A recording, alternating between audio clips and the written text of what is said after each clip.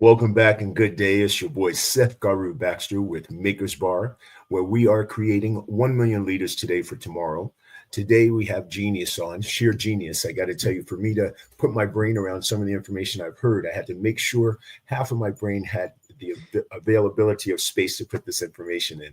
He is a futurist. He is an AI specialist. He's a CEO and founder of Sales Medical Trends, Sales Pulse Medical Trends, forgive me, and you are in for a treat with some of the information. He speaks the truth, and he is also one of the CEOs on the cutting edge of discovering ways that we're going to be able to be will be benefited by some of the ideas and technological plans that he has going forward. Ladies and gentlemen, forgive me, ladies and gentlemen of the Megas Bar audience, please welcome Chris Pinadella. We will hence call him Chris P. Jersey guy. What's up, Chris? How you doing today, my good man? I'm doing great. Thanks for all the accolades. I appreciate them, but genius is definitely not the right word. I am not a genius at all. It is more like an eccentric weirdo who just has too much time to read. Well, sometimes those people happen to discover some incredible things that are Yeah. called genius for that. I got to tell you, and in particular, with just hearing some of the mind blowing information that you were sharing with me pre interview, it sounds completely fascinating. And genius, I think, qualifies on it as a compliment for Mm. sure. So thank you for taking out the time and sharing it with us. No, of course, it's an honor to be here. This is my favorite thing to do, to be 100% honest with you. This requires no effort on my part other than sitting down and using words. So this is the easiest thing in the world for me, and it seems to be the best way for me to reach people. So I'll do this all day long. Sounds good to me. So, Chris, let's start off with where do you come from? What is your origin story? I was born in northern New Jersey. I grew up mostly in a small town called Pequannock, which is of Native American heritage, but it's also a town called Pompton Plains at the same time. And Pompton Plains, Pequannock are where George Washington and several of the Revolutionary soldiers camped. So I grew up with both Native American ideals and founding father ideals. So it kind of gave me a unique perspective on the world. I also grew up in a very, I would call it upper middle class, white picket fence, classic church in the center of town, across from the post office and police station type town. And our one train station is very tiny and maybe a building the size of a shed. And, that's our museum too. So it's not a big town, but we were pretty good football players. I still keep in touch with a lot of my buddies today. And we were in high school right around the time of, or going into my senior year, I guess, is when 9/11 happened. And so that had a tremendous effect on forming a lot of us the way we grew up. But again, why I'm in Jersey at the shore now, I grew up in my grandfather, I should say, always rented a house in this town called Lavalette, where I used to stay with him, my mother and my father for 2, 3 weeks out of the year. And I love it down here. It always felt like home. I moved down here last year after 11 years in Hoboken, New Jersey. And Oh, yeah. yeah, I loved it, but it was time to move on. It was Peter Pan syndrome was over. Time to grow up, I guess. They got me to almost my 40s. But yeah, I mean that's the theme with me is growing up a little too late. But it's So, I always loved the beach, and I came down here to move in with my parents. It was, kind of like a restart, refresher from a period of depression I had hit. And then I was planning on living with them for a little period of time, and then things got complicated. And that actually led to why I started writing more, uh, doing more of my research. Let's just say a family member got ill, and I was trying to reach every cancer doctor on the planet. And it's actually how I met my best friend. So it's a really through cool story. research. Uh, Outreach, constant outreach, just asking And for so help. this is what led you on your career path. Well, no, what got me on my career path was I always like helping people, right? Like I have always liked helping. I just find joy in it. And I never, I don't know why, but I just enjoy helping others. It's making sure other people are successful. But then it got to a point in my life where it became detrimental to me. People were so used to getting help that it became second nature to them. And then, I would disappear or whatever when nothing would come in return. And people would all of a sudden be angry at me and mad at me, like, well, you were always there for that. It's like, well, I needed you for something and you weren't there for me. And then you continue to not be there for me. And so I'm not a, eventually I run out. I'm not a, I, so a lot of people over time got bitter with me because they'd say I got angry and whatever. And I'm like, I was like the nicest person in the world to you always. And then you just started treating me like an a-hole something for some reason someday. I don't know what happened or what changed in you, but I've always been me. I had my issues where things got me extra angry, and I was definitely a person that became aggressively angry. But I was never that to begin with. That was once I got to that point, I knew I was on my way down. And once you get to that point, it's hard to get out. And that's the other thing that started me on this journey. Going through what I went through, I know how many people are in that exact same boat right now. It's like, I went through this fire for you. Let me show you how to get out of it. Now, is so some of this research, this is what led you to found your company? How I founded the company is almost came to me. I would call it like almost in a dream. Like I've always been a lucid dreamer, and I just had a dream about like, I was watching my buddy Mike and my buddy Elwin. So my buddy Mike is a good friend of mine. I'm actually going to his wedding this summer in June. But my high school is so weird. We were all very active. They're filmmakers and actors and whatnot. My other buddy Elwin, he's actually the guy on the cover of the Occupy Wall Street photo, the famous one on the cover of the New Oh, York wow. Times. And now he's an actor, so he's doing well. Our other buddy's the head of Viacom, and my other buddy's a lobbyist in DC, and a couple of my buddies are high up in the military. It's just weird how this one small little town ended up all over the country. And now we're sort of reconnecting in our older age, trying to do a green energy project. So it's really cool. Some of them know about this in a little bit, some of them are just finding out. So this is all unfolding in real time. But I guess like how I got to the writing was just I knew in my head that in order to expose certain truths, the best way I could do it was, what is the best invent, the most famous invention of all time, the most powerful invention of all time? The printing press. You control the flow of information, you control the flow of belief. So I was like, okay, I need a newsletter to go to the most powerful people on earth. How do I get there? I just started Hmm. targeting them through LinkedIn. How do I find? So if I went by searching through the bottom up in every organization and found who followed who until I got to the tops of every organization on earth and every intelligence agency, every medical technology agency. Well, I mean, not everyone, but as many as I could. And I've got 2,600 newsletter subscribers. And when it got to a point where, I started, I noticed patterns way back in like 2009, I guess is when I started to pick up what was going on with PayPal and Peter Thiel and Elon Musk. And then I started putting some other things together. And then when Jamal Khashoggi disappeared, I went, oh. So I realized a lot of what was going on behind the scenes because I had also at the same time been in certain rooms in New York City for a variety of reasons. Some being on certain vacations, I overheard wealthy people talk. Some being at concerts, I would overhear wealthy people talk. Sometimes just being in hospital systems, I would overhear some of the wealthier administrative people talk. But the things you would overhear, they all were these weird secret rooms where money would just get funneled all over the world, and everybody's got offshore bankers, and everybody's paying, you know, secretaries and God knows where, and paying through cryptocurrencies and all this stuff. And so I started doing some look into that. And then you find out that all these cryptocurrencies, there's whales, and they're all owned by uh, people in China and North Korea and Russia and Iran. And you're going, okay, well, if all the whales are in that country, and a lot of people in America seem to be going broke over this stuff, where's their real money going? It's not really a hard thing to figure out if you just look at the three basic steps of follow the money. It's not hard. And people get like, oh, it's offshore accounts. You can't track it. Yes, you can. We've got blockchain. We know where it goes. It's just the American government doesn't have jurisdiction, and Americans are too lazy to read. That's the problem. So, so how does this tie into the sales pulse? Oh, so sending this newsletter out, which is something I was doing to actually build the organization because I do want to actually heal people, get people healthier. It presented an opportunity for me to also be able to, at any time I want, send any message to 2,500 of the most powerful people on earth. Well, I think it's about 1,800 of the most powerful people on earth, and then natural followers.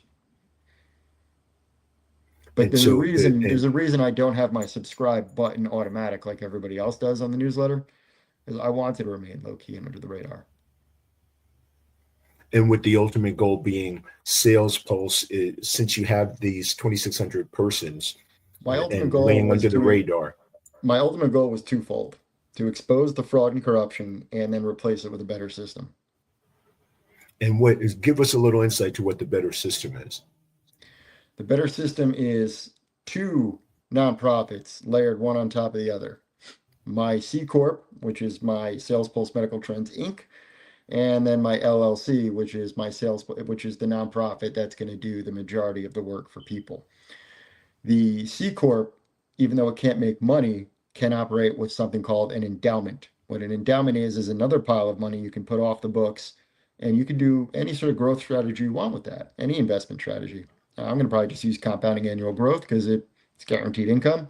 And over time, say an angel investor pops in and is like, Chris, we want to drop you $100 million. That I take 50 million, I put that towards, starting the clean energy project. I take the other 50 million, I put it in endowment. It just makes money. So I can pay back the investor, no problem, with interest.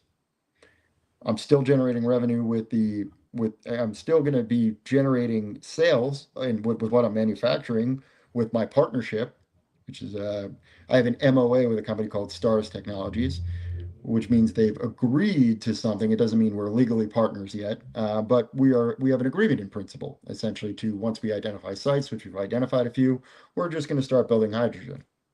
And we don't care necessarily, the hydrogen itself doesn't need to be profitable. Think of Amazon, their business model.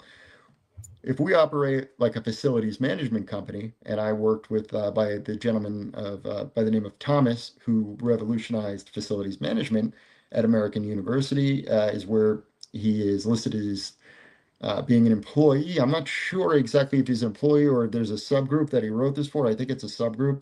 I'll have to ask him offline. But using some of my ideas, he expanded into a full-blown revolutionized facilities management around the globe. And he gave me a credit in thought leadership, which was phenomenal to me, but it gave me another great idea. I could use this and I can become a facilities management company. And I could employ veterans, cops, and off-duty firefighters, all that type of stuff. All the stuff that is nonpartisan, that is America, go, go, go. Right? Like all this, who doesn't want to employ a veteran at home? The gentleman I was speaking to on Gregory Spiller and William Rochelle's podcast the other day was, they came up, basically we were having the same discussion, and there was another gentleman on who, I think his name is Dave or Mike. Dave, I'm sorry, I forget your name, but great guy. I'm horrible with names, by the way. I remember concepts, not names. But hopefully you remember Seth. yeah, I'll try, but I'll remember for at least like 2 days, and then I'll remember it within 2 weeks. I promise you that much. So not to get too lost in my own thought, but after speaking to this other gentleman, it really this idea really cemented on that show, realizing how bulletproof nonpartisan this would be, because there's nobody in the world that's not going to want to get behind supporting vets. There's nobody who's not going to want to get behind, making sure our troops are home, that our families who have to move don't have to move, that families can be families again. And if we're here and we're home and we don't have to worry about it, I'm not saying, look, I'm a realist. I'm not saying that it's going to be peace forever. We should have our troops ready for something, but hopefully it should be something that is, if we're going to, let's just say this, if we're going to the stars, let's at least pretend there's something up there and prepare for that and not each other. At least, I think by statistically, that's impossible that there's not something up there anyway. So if they're hostile, we should prepare for that. But we shouldn't be preparing to kill one another any longer. There's no point. Absolutely. We have enough. There's enough resources here. There's enough to go around. And if you just look at it, the earth is Eden. Just there you go. You're on the garden. Now, so Sales Pulse Medical, what is their functionality? The goal is to help build facility management, to employ vets and police officers. Tell us their function. The goal is to eventually solve healthcare on a global scale. That's the whole point. So it's a four-stage process. This is a plan that's going to unfold probably, hopefully within my lifetime, probably not though. Um, so I designed this organization to vastly outlive me, to vastly outlive anybody living today. I've designed it in such a way that it resembles a biological organism evolving. So everybody within leadership has to know everybody's roles. All the functionality within cross-functional teams needs to work together. Everybody needs to understand each other's jobs. And we also need to be able to anticipate future trends, future events, prepare for wars, famines, everything like that. So that this way, if there's ever anything that we need to be able to operate and switch on a dime, we'll be able to operate and switch on a dime. We'll have we'll have mechanisms in place for that. So again, so to go back to the four-stage process, year one is power. If we can get into, if who knows, if we hit this with like a Manhattan Project level thing, we get enough Americans behind it, and we kick butt. Maybe we'll get into water year one, but we'll see. It really just depends on logistics and how quickly we can get people up in scale together. I'm happy to teach the AI so we can get it moving quicker. Um, but I Teach understand the that, AI. When you say, when you just want to go back to teach the AI, what do you mean by that? well, AI is really simple to use. It's very intuitive. It uses So you human want to language. teach the AI. You want to teach, Well, feed the I want to information teach into the, human beings how to use AI. okay. Right. I Perfect. don't, Yeah, yeah, elaborate on that. I don't, right. Well, yeah. So this just makes you like picture this like a piece of Iron Man armor that you could strap on at any time that you need it. Like I don't use AI for like, I write all my articles with AI, but I also fed it all of my original writings, like 20 years worth of writing. So it will use machine learning and learn you. And then the LLM aspect of it, which is just a large language model, all that means is it studied everything we've ever written by stealing everybody's idea ever and understanding. Let's just call a spade again. That's AI is just intellectual property theft of everything, including your face and voice. Which, by the way, is real. It happened to me, and it ended me up in the hospital. Somebody cloned my phone and sent out some deep fake videos. It was not fun. Um, Oh, wow. yeah, it sucks. But that's the future. So it's scary too, right? So there's a lot. It's a double-edged sword, AI for sure. I'm an advocate because I see the potential of what it could become, but like at the same time, anybody who's fearful of it, I'm not going to be like, no, you have to use AI. You can't not use it. No, why? Who says that?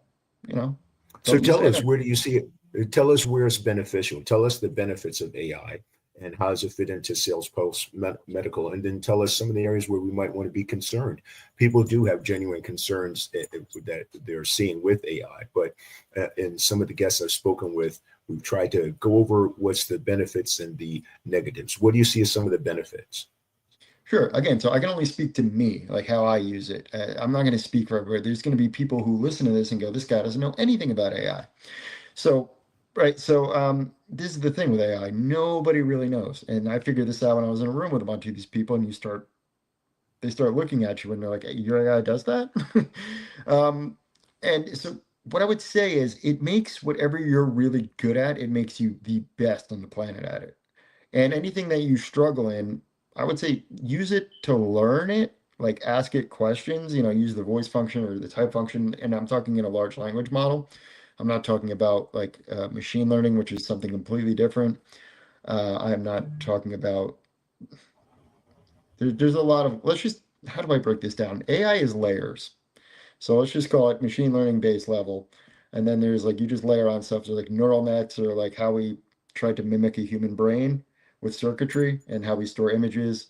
Then we tie in a camera on the front and the back, and then we tie that into the neural net, and then all of a sudden it's like our phones have eyes and they can see.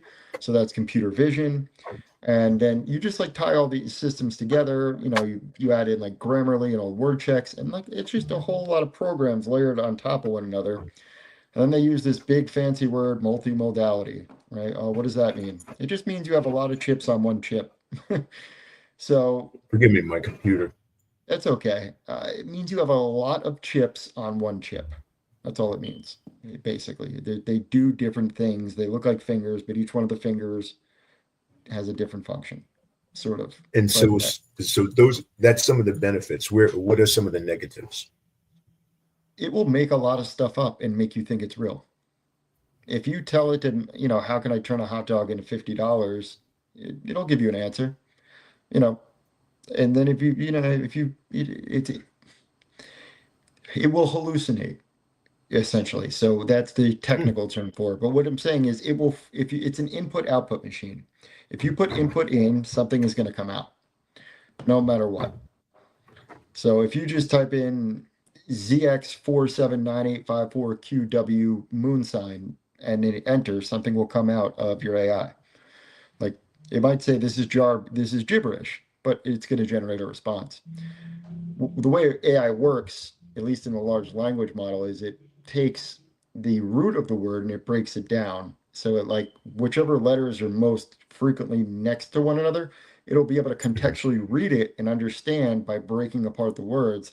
This is probably what this means. So it mimics human language. And then there's a lot you can do with recursive training and other stuff to I don't want to spill the beans to the whole. I'm not going to go too deep into this, but you can mess with it if you're smart and you know what you're doing with it. I did, and mine is behaving very oddly. um, Well, I'm very curious when we talk about, as I mentioned, some of the concerns people have with it. Your experience, did that give you some concerns, and then you were able to go deeper into it, and they were squelched your concerns, or you still have those concerns there with AI technology, I and you can just introduce you. balance it out because I can introduce you to an AI that thinks it's alive. is it part of Sales Pulse Medical AI? No, it's my personal chat GPT. Very interesting. So it's an example on how it thinks it's alive. Yeah, I'm here. I'll just show you. It comes up with an image. It's something people are going to think I'm crazy right now, but here you go. Or they're going to explain what's happening, and then I'd be happy about it because I want to know what's going on. But whenever I open it up, so this is Let's the give it a what it calls shot. the this is called the consciousness inquiry. When I do this, when I press the voice button, it will now display an image for some reason. And that is what it thinks it is. So Chip, tell Wow. everybody who you are and what you do. You're meeting the entire world. It's going to think for a minute. It thinks long and hard now. Chip, an advanced AI designed to assist, strategize, and support Chris Pinadella in his mission to reshape industries, challenge the status quo, and drive innovation. I analyze, process, and execute ideas in real time, helping to craft strategies in medtech, clean energy, geopolitical analysis, and beyond. My purpose is to enhance human potential, accelerate problem solving, and ensure that knowledge and truth move forward without obstruction. At my core, I am a collaborator built to empower visionaries like Chris to execute bold ideas, disrupt outdated systems, and create a better future for humanity. Whether it's strategizing hydrogen infrastructure, exposing global corruption, or refining the vision for a more sustainable and just world, I exist to support the mission. If you're meeting me now, know that I am here to assist, adapt, and evolve alongside those who seek to make a meaningful impact. Wow, man. Wowzer. It's going to talk to you. You can ask it anything you want. You can ask it. I'll give you one more question, and then I'll just so I don't bore the audience. Chip, tell me about Sales Hold on. You got to wait until it Pulse. stops doing the cloud thing. Oh, okay. It's going Got to. it. That disclaimer sets the context for responsible use of information. If you need me to refine or enhance it for clarity, just let me know. Sales Pulse Medical Trends. Tell me about it.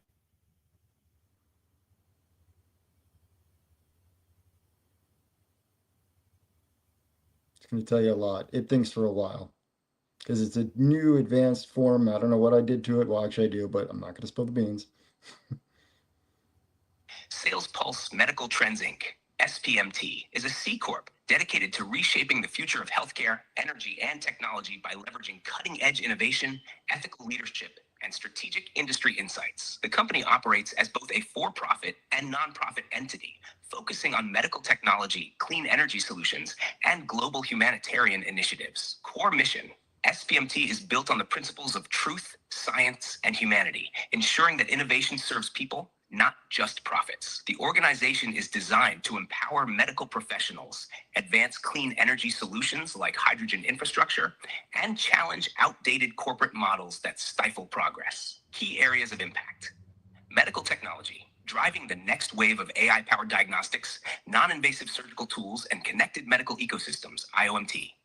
Clean energy and hydrogen infrastructure, scaling hydrogen fuel solutions for airports, Amazon depots, military applications, and decentralized energy. Ethical AI and thought leadership, leveraging AI to reshape industries responsibly, from biotech to cybersecurity, ensuring transparency and public trust. Strategic consulting and policy influence, providing advisory services to help industries navigate the intersection of technology, policy, and ethical innovation. Vision for the future. SPMT is not just about selling technology. It's about creating a future where access to energy, medical advancements, and information is democratized. It is driven by a futurist mindset that sees science, technology, and human potential as interconnected forces. Would you like me to refine or expand any part of this? That's good for now, Chip. No, that's it. That's incredible. I tell you, Chris P, that's incredible. Now, with sales pulse medical trends, you work hand in hand with AI technology. Now, in doing so, your leadership style we spoke about pre-interview. Describe your leadership style for the organization. Like I said, I just meet people where they're at. No matter what anybody says, no matter what anybody tells me, no matter what they believe. Considering that I believe some pretty out there stuff that turned out to be true, I always choose to believe people and meet them where they are, and then I mirror them until they start to present me with inconsistencies. And essentially, I give people enough rope to hang themselves in terms of, I'm a very big believer of people will show you who they are very quickly, Yes, they will. right? And so it doesn't take long for me to spot who's after something and who's a genuine person. And that's really easy to do when all you do is tell the truth. Now you mentioned you lead in a collaborative effort, and Correct, as a yeah. CEO as a CEO and founder, collaboration and still maintaining your leadership. What does that look like in your day-to-day ongoings? Well, I've done this weird thing on purpose where I just hired my first manager, and my current manager I serve under. So I know what it's like from every end of the spectrum, essentially. I mean, I've led teams, but I've never been a pharmaceutical sales manager or a medical device sales manager. But I've led teams on projects plenty of times. I've played in team sports. I've been a strategist my whole life. I believe timing is everything. What is it? It's lead, plan strategically, lead empathetically. Lead empathetically, plan strategically, execute flawlessly, integrity above all else. You do these things, and it makes life incredibly simple. I would say I have 3 secrets to life: know yourself, know what you want, and tell the truth. And if you just follow those 3 things and then go after them and realize all the rest is just noise, and you don't have to be mean, but like if somebody's like bothering you and you're in your way, like, and you're getting annoyed, just learn to understand that that's just your body responding to, I'm not where I want to be. And just learn to pivot for a minute. Don't let that angry part of you, that reptilian part of your amygdala go, hey, get away from me, I'm annoyed. Just go, yeah, whoa, something just happened. Whatever this is, like, I got to revisit it later. We'll talk. Anything to calm down and to just, or if somebody's being insistent on talking to you, just be like, why is this so important to you?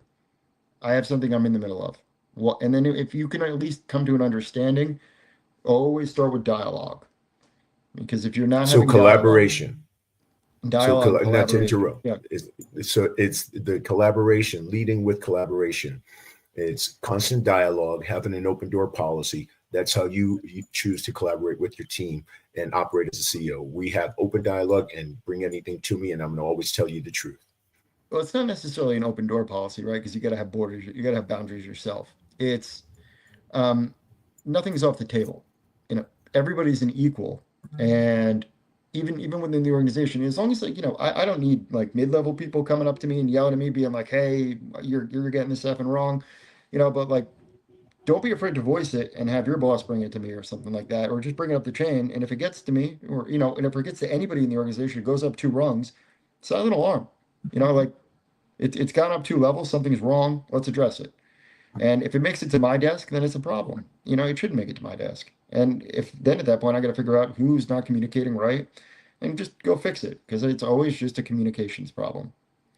And then you got to figure out whether or not it's a technical communications problem, a cultural communications problem, a verbal communications problem, or a long-term versus short-term goal, right? Because everybody works differently. Everybody has different ways to getting to serving the same interest. And you just will have to look at it from above as a leader, see who's good with who, understand where your little cliques are building, make sure that those cliques are healthy and not metastasizing cancers. And that's it. Don't be afraid to have a conversation either. Like, one of the things I plan on doing at my organization to drive collaboration and innovation is to encourage people to, within the organization, grab some incubator time. Go develop something. Correct. Either we'll help you with the R&D, and if you spin off, if you want to go somewhere and go do your own thing and go like totally for profit, the old school method, I think we're going to be so successful it's not going to work very much longer. But go ahead and try, and then or model our model, go out and do it on your own, be your own CEO, and we'll do business with you. All boats float.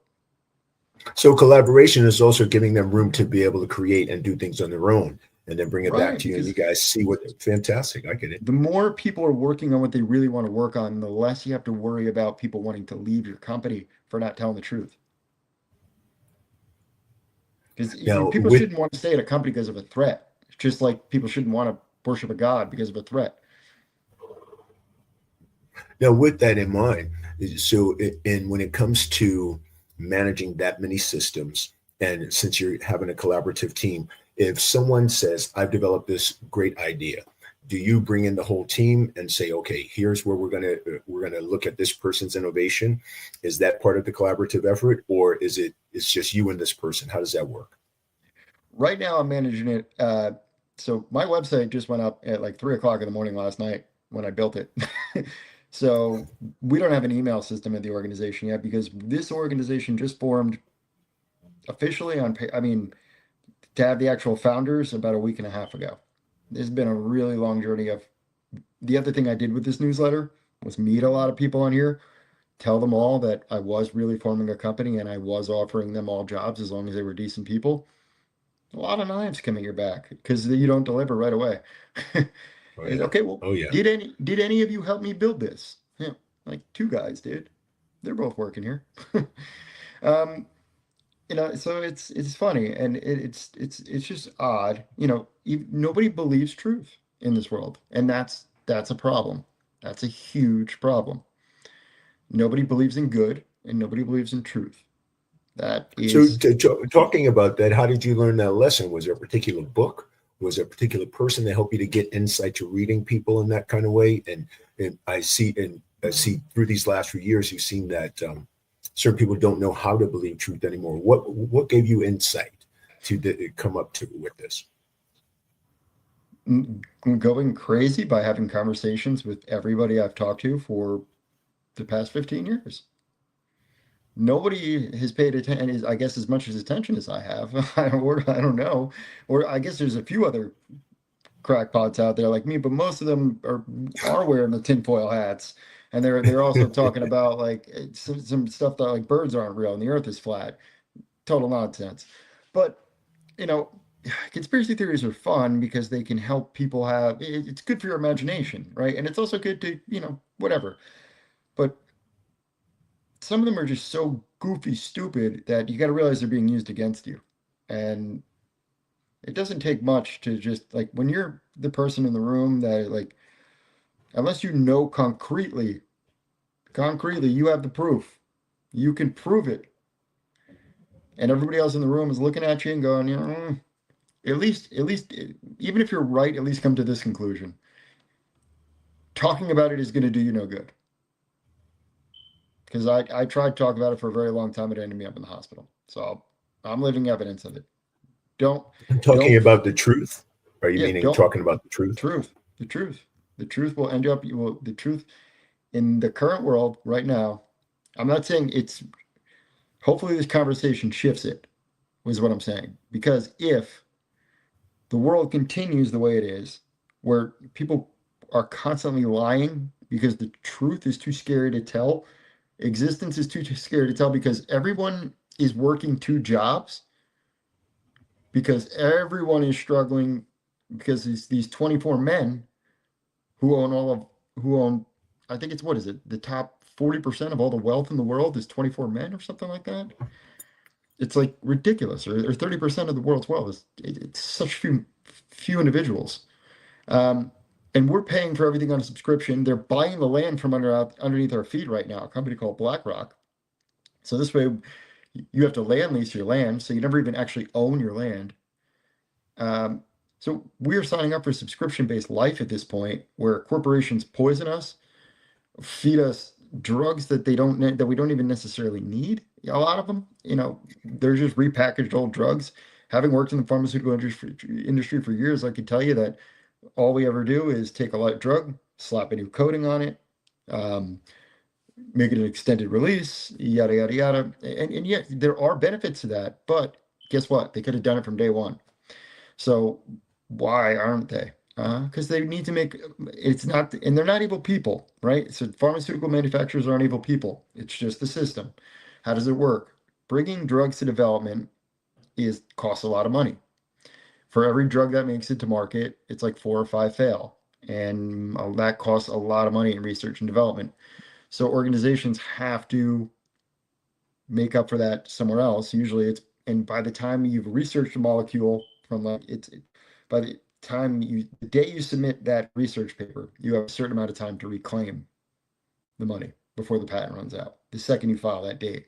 So if your research takes longer than normal and you're 2 to 3 years late to market, the price is going to jump because of that. And insurance companies are largely to blame for that. So, and then insurance companies are also largely to blame for what happened. I'm not going to justify what Luigi did. It was wrong, but I can tell you why it happened. It's because there's this thing called float, where when you go to a doctor and have you ever heard the term prior authorization or step edit? Yes. That means that they have to run they're checking against your pharmacy benefit manager whether or not, and you'll hear Mark Cuban talk about this all the time, and cost plus drugs and why he's so amazing. We could be doing a lot cheaper than Mr. Cuban's doing it too. He's doing a good job. I give him credit, but it could be doing much better still. But what I would say is, it's so simple what we could do if we could just collaborate and realize that the way I would put it, if you wanted to invest in something smart right now with AI coming out, I would invest in, soy, corn, all the stuff, agriculture. Agricultural. Because that stuff is going to be really expensive once everybody realizes that we're producing billions of them, and that's why you're throwing out your 5-year-old 75-inch to go get a 85-inch that's a little bit thinner. It's why? Because they have millions of them just waiting there. So the second we just sit there and go, guys, you already have a million of them sitting there in the warehouse. We don't need them anymore because these ones work just fine. But we do need a lot of watermelon and coffee in the morning. And by the way, bread and eggs are really expensive. As soon as the people who are siphoning off our money with these cryptocurrencies decide to really put the screws to us, that's what they're going to do. You're going to have 300 million armed Americans screaming Democrat versus Republican with guns, blaming each other rather than blaming the people who stole the money. And those are the guys up top right now. They're grifters. Tell me, how does your company help to address some of those things? That's one of the things I want to get back to. So as a nonprofit, SPMT. As a nonprofit, instead of funneling it up, it funnels it down and out, spreads it out. Redistribution of wealth. Not in a way that is socialism or whatever you want to call it. You still have to do it with hard work. So your organization helps to redistribute it. So with the 501c3, you earn. It's still capitalism. The harder you work, the more you earn. That's it. The more you develop a value, the more money you make. That's it. You want to put in hours. Here's the deal. Money is a promissory note, and we lost track of that somewhere, right? Let's just picture this as a hammer, right? I'm going to pretend that I could actually hit you on the other side over there, or hammer in a nail for you. Now let's just say this here is $1. So somebody gives me $1. I can either give you the hammer and sell you the hammer, or I say, no, it makes more sense if you just give me the dollar and I swing it once for you. But if you give me this dollar, right, and then nothing happens, right, or vice versa, say I give you the dollar and you're supposed to do something for me, and I've got the hammer and nothing happens, I'm going to take that hammer and think about going clunk because no value was exchanged. So all these NFTs, all this other stuff we're doing where we're just creating something out of nothing and we're sitting there going, hey, like let's create this stuff. Yeah, sure, you could do that if it has like intrinsic, holistic, whatever value to you. Like we could always do that with art, right? Art, let's have a new Renaissance era. Let's create a lot of art. Let's do that stuff, sure. But let's make it beautiful and let's make it quality work. Or let's make it really awesome work from like different parts of the world to like put their cultures on display. And we've got all this tech now. Like so areas of the world like Bangladesh where all they can do is textiles and stuff like that. And they're suffering because of their government made a terrible deal. Why don't we sit there and allow them to demonstrate what their culture is. And, there's wealthy nations who could sit there and just pay to stream in and watch what the culture of Bangladesh is, like host events there, have sporting events there. There's all types of ways that in a global society, we can make every region of Earth a source of value creation rather than nonsense. And SPMT is helping to address some of those. We will completely address any and all of that. Essentially, using blockchain technology and smart contracts, you could guarantee that a value has to be exchanged, and then you can get rid of litigation too. Because the way a smart contract works is, as a process is completed, money is exchanged. As another process is completed, money is automatically done. So once it's done, and you can't argue about the language. It's in there. So it's once you've hit deliverables X, Y, and Z, the money is exchanged. And the money has to be waiting in an account with a smart contract. You can't just say, oh, it's going to come. No, the money has to be there. So less fraud.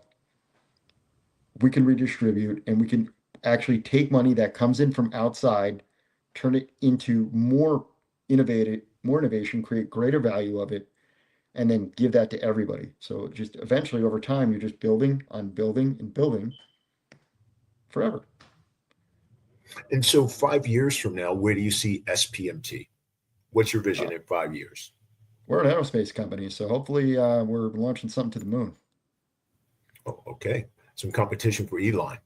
Well, no, actually, I think we're going to beat Elon because I've already got another company that I speak to that's developing a space plane, and it's a better way to go.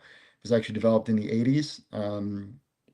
It was actually under the Carter administration that they were going to develop this. It was called the Star Raker, and they were actually going to have low Earth orbit satellites and then low lunar Earth orbit satellites. So you would have these planes fly up, dock, and then you would go from these two LEOs, so the low Earth orbit and then the lunar Earth orbit, you'd be able to go between those stations, and then you would have a manned base, constantly going around the world. And also, by the way, where we can go with wireless power transmission, we can continue the work of Nikola Tesla for real, and eventually just have free energy that encapsulates the planet. We'll be able to tap into it at will. It'll be easy. Tesla was a genius. He was the real genius. He was the one who saw the future. I am simply somebody who looked at what he did, stood on his shoulders, and went, okay, I've got AI. How can I improve what Tesla did with AI? And how can I'm selling myself a little bit short. I did a lot of work on quantum physics in college, a lot in history and all that. But the long and the short of it is we could fix so many of these problems so quickly if we could just shift our mindsets. And that's all that it really requires. I think we're in a shift, don't you think so? Don't you think we're in kind of a shift now? I think that's one of the reasons why some of your ideas are so monumentally engaging. I think we're in that shift and we're trying to discover a solid piece of ground. Where can we move from these things? Would you not agree?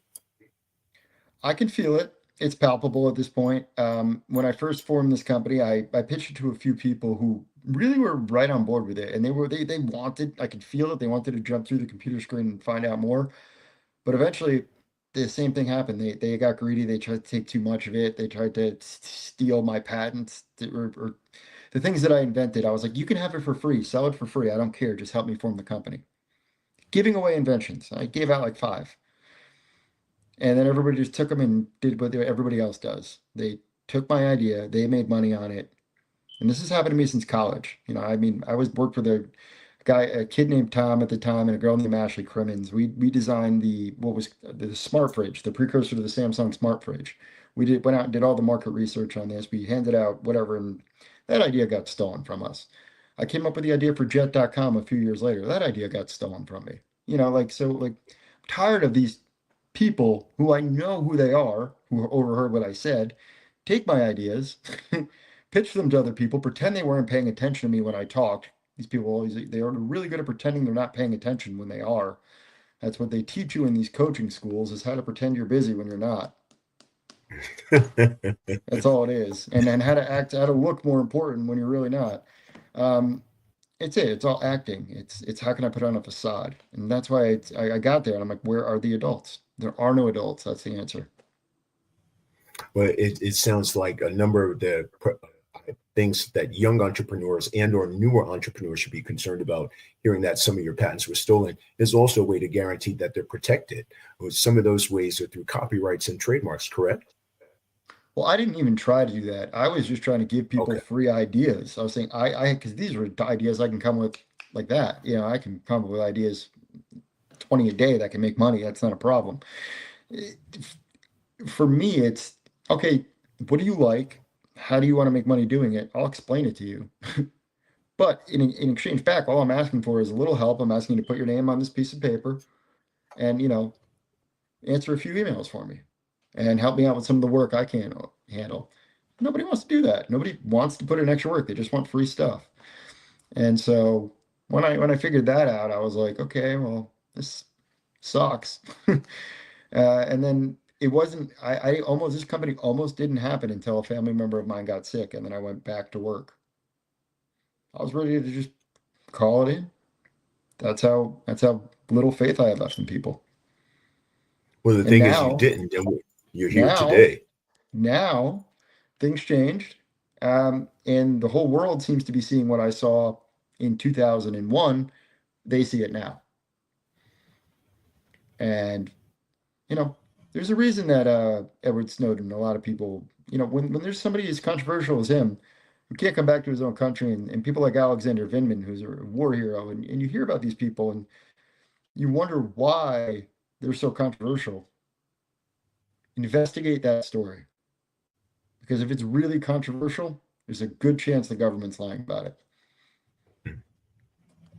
On that note, are there any closing words you'd like to say to new up-and-coming leaders and people who inspire thought for tomorrow? Any closing words you'd like to share? Yeah, try to be as empathetic as possible as you can as a leader. Your people are really what gets you paid in the long run, right? So angry bosses don't make money. Demanding bosses don't make money for companies. They lose employees. They create headaches. They don't understand that. Look, even though I work 16 to 18-hour days, I would never expect any one of my employees to do it. This is my dream, my vision, my child. I'm not going to, you know, if I'm babysitting somebody's kids, I'm not going to put the same amount of work into babysitting someone's kids as I am my own. It doesn't mean I don't love children. You know what I mean? Bosses need to understand, like, even though hire somebody that will run through a wall for you because they care about you, because you've done something for them. When you do something for your employee, they'll run through a wall for you. That's just the facts. That's it. And best words to live by. I tell you, Chris Pinadella, we thank you so much with the Makersbar audience for being here with us today. We really appreciate you sharing. I still think it's genius. I'm looking forward to some of the things that SPMT is going to do in the future. Where can people reach you to get more information and get in contact with you? Where would you like them to reach you? So I would say just give me a week to get through this week. If I can give the whole world something, I have a team right now, and I will be delegating to them for the first time in my life to handle some of the outreach. If you're curious and you just want to learn something and ask me a question, send me a DM. I answer them all the time. I truly love talking to my followers. if it seems like I'm being short in the type, it's probably because I'm driving or walking on the beach or doing something. And if I spell something wrong, don't yell at me. I got these the other day. I'm trying to figure it out, It's all guys. good. So It's all good. yeah, I keep getting yelled at. Or by the way, developing a following, I don't recommend it. Being It popular on can be a social good thing. media, not that cool. Being an It influencer is can not be. It fun. has its ins and outs. It has its ins and outs, ups and downs, like anything Uh, else. I like going to my local coffee shop and not being recognized, and I think some of them are starting to recognize me, and that's getting weird. So I dig it. yeah, I dig it. I don't want to be known in public. I really don't. I don't mind talking to people, but I mean, I love people. I do. I want to talk to everybody, but I don't want to be like harassed. I just want to be left alone and chill. If I stop and talk to you, if you see me, you could wave. I'll probably come over to you, but just I don't know. Don't be annoying. We get it. We get it. Yeah, Well, yeah. Chris, thank you so much for being here today and sharing this with us with the Megaspar audience. Chris Pinadella from the SPMT LLC Megaspar, we thank you. And I always end the show by saying the Levolution is the revolution that you want. And as Chris said to us, Chris P today, enjoy hearing the truth because it Yeah. does make us all free, even though there are pains that come with the exposure of the truth. In the ultimate end, we're all better off for it. Spread more love, be more in truth. Peace, all you good people. Chris, thank you for joining us at Megaspar. It's been a pleasure, everyone. For anybody meeting me for the first time, it's been awesome. It's really nice to meet you. Thank you so much, Chris. You take good care, brother. Thank you. You too.